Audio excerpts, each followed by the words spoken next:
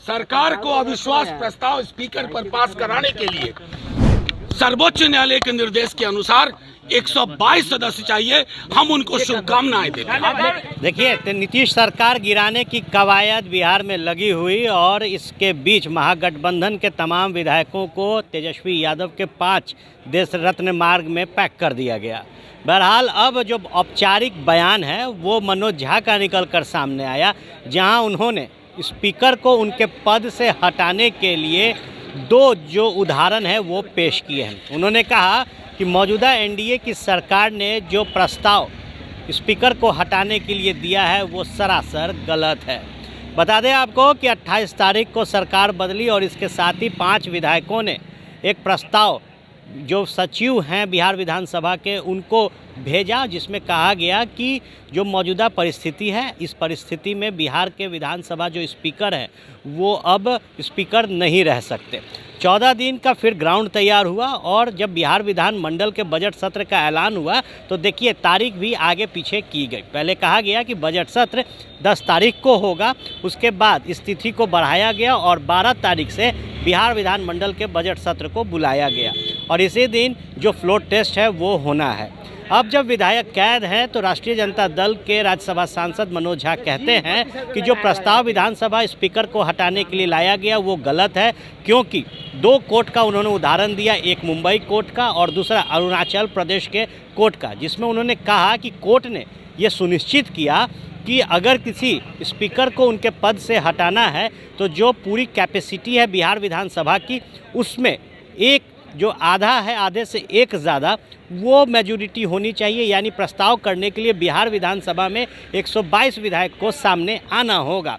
बहरहाल सदन नियमावली से चलती है और बिहार विधानसभा की जो नियमावली है उसमें ये कहा गया है कि अगर किसी स्पीकर को हटाना है तो 5 जो विधायक हैं वो इसके लिए प्रस्ताव करेंगे और जब सदन के पटल पर उनको हटाने के लिए ये पेपर पहुंचेगा तो 38 विधायकों को खड़ा होना होगा जो ये कहेंगे कि इस प्रस्ताव के समर्थन में हम हैं। बहरहाल नियमावली की बात अब जब मनोज झा कर रहे हैं तो इससे स्पष्ट होता है कि जिन आंकड़ों की बात और आंकड़ों के खेल पर महागठबंधन बिहार में खेला होने की दावा कर रही है वो आंकड़े इस वक्त उनके पास नहीं हैं, क्योंकि अब पूरा पाला और पूरा गेम इन्होंने बिहार विधानसभा के स्पीकर के ऊपर डाल दिया है। सुनिए मनोज झा क्या कुछ कह रहे हैं। पहले मुझे मेरी बात रखने दें, फिर उसके बाद फिर आप अपनी बात रखें। हाँ, थोड़ा सा आगे आ जाइए। ये पीसी मैं कर रहा हूँ ना, मुझे बोलने तो दीजिए।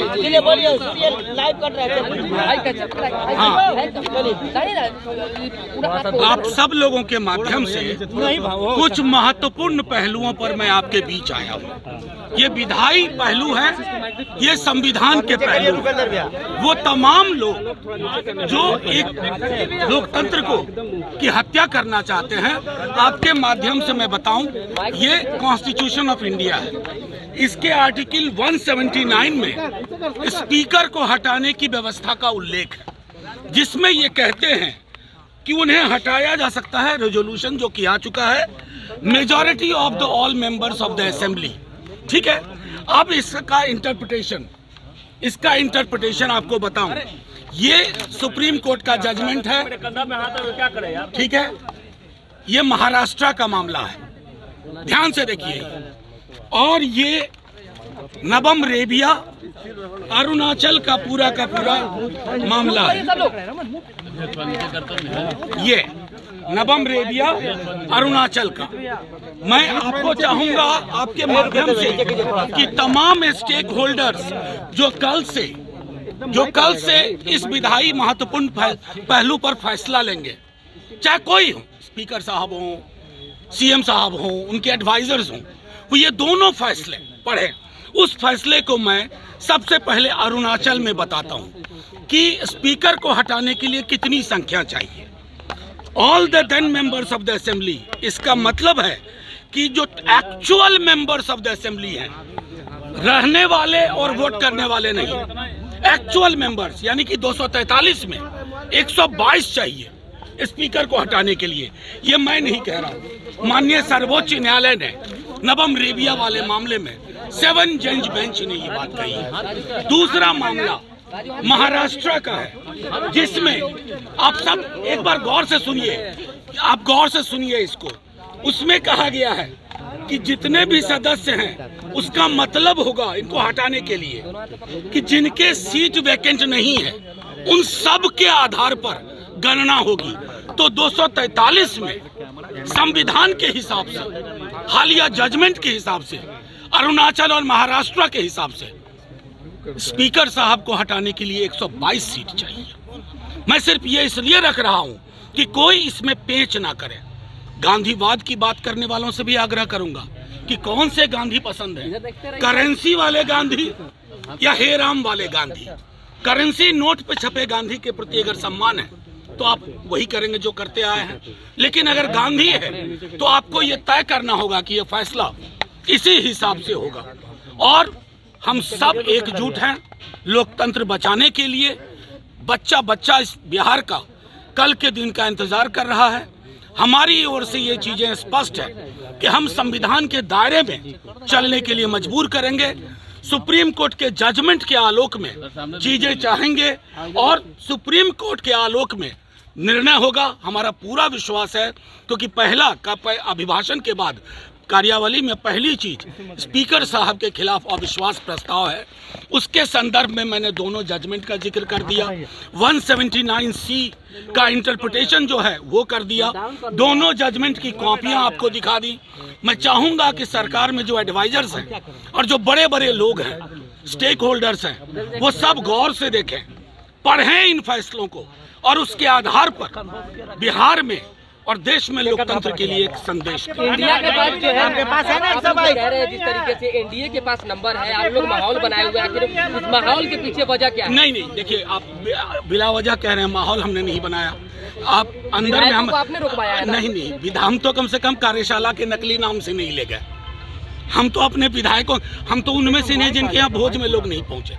हमारे सारे विधायक, महागठबंधन दल के सारे नेता हैं, सब मेरे साथ खड़े हैं।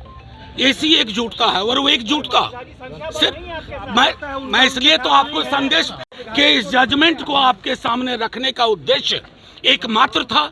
आप लोग कुछ भी इसका इंटरप्रिटेशन करें। सरकार को अविश्वास प्रस्ताव स्पीकर पर पास कराने के लिए सर्वोच्च न्यायालय के निर्देश के अनुसार 122 सदस्य चाहिए। हम उनको शुभकामनाएं देते हैं। अगर एनडीए नहीं जीत पाती है तो क्या आप लोग दावा पेश करेंगे सरकार बनाने के लिए? पैनोरमा ग्रुप, जो सोचता है वो करता है। ये लो, मुंह मीठा करो। आज मैंने अपना जॉब छोड़ दिया, अब हम पूर्णिया वापस जाएंगे। जॉब छोड़ दिया है? मतलब ये घर कैसे चलेगा? हम करेंगे क्या? और माँ बाबूजी क्या बोलेंगे? इसलिए मैं एक और मिठाई का डब्बा लाया। अपने बिजनेस के लिए लोन अप्रूव हो गया। अरे लोन अप्रूव हो गया वो तो ठीक है, लेकिन पूर्णिया में हम रहेंगे कहाँ? अपना घर भी तो नहीं है वहाँ। इसलिए तो एक और मिठाई का डब्बा अलग से लाया हूँ। हमने पूर्णिया में घर ले लिया है, पूर्णिया के ई होम्स पैनोरमा में। पूर्णिया में पैनोरमा ग्रुप लेकर आए हैं ई होम्स पैनोरमा। बड़ा घर, आलीशान जिंदगी और अत्याधुनिक सुविधाओं के संग। अरे अब क्यों मुंह मीठा करवा रही हो? क्योंकि हम घर वापसी जो कर रहे हैं।